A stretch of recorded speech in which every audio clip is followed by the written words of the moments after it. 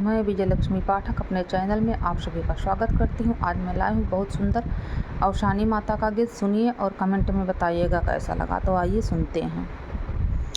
अगर आपको पसंद आए तो शेयर और सब्सक्राइब कीजिएगा। Thank you thank you thank you. तो आइए सुनते हैं। अवसानी मई के चुनरी चमके जैसे चमके चाँद हो। अवसानी मई के चुनरी चमके जैसे चमके चाँद हो। अवसानी मई के चुनरी चमके पहिला ही नेवता कैलाश से आइल बाटे। पहिला ही नेवता कैलाश से आइल बाटे। गौरा जी के जन्म में है, गौरा जी के जन्म में है। गणपति लाल हो कौसानी मई के चुनरी चमके जैसे चमके चाँद हो। अवसानी मई के चुनरी चमके गौरा जी के जन्म में है, गौरा जी के जन्म में है।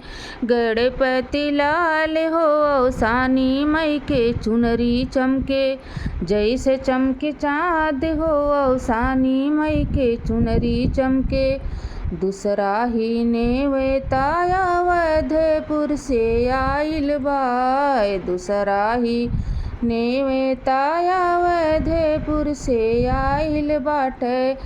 कौशल्या के जन्म में है, कौशल्या जी के जन्म में है। जय जय श्री राम हो अवसानी मई के चुनरी चमके कौशल्या जी के जन्म में है। लक्ष्मण राम हो अवसानी मई के चुनरी चमके। अवसानी मई के चुनरी चमके जैसे चमके चाँद हो। अवसानी मई के चुनरी चमके जैसे चमके चाँद हो। अवसानी मई के चुनरी चमके तीसरा ही नेवता गोकुल से आइल बाटे। तीसरा ही नेवता गोकुल से आइल बाटे। यशोदा के जन्म में है, यशोदा के जन्म में है। श्री गोपाल हो अवसानी मई के चुनरी चमके यशोदा के जन्म में है। कन्हैया लाल हो अवसानी मई के चुनरी चमके जैसे चमके चाँद हो। अवसानी मई के चुनरी चमके चौथा ही नेवता अंजनी के आइल बाटे। चौथा ही नेवता अंजनी माँ के आइल बाटे। अंजनी के जन्म में है, अंजनी के जन्म में है।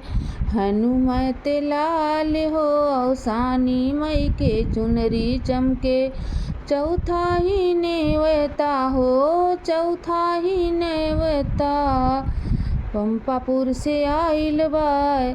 अंजनी माँ के जन्म में है। हनुमत लाल हो अवसानी मई के चुनरी चमके जैसे चमके चाँद हो। अवसानी मई के चुनरी चमके जैसे चमके चाँद हो। अवसानी मई के चुनरी चमके।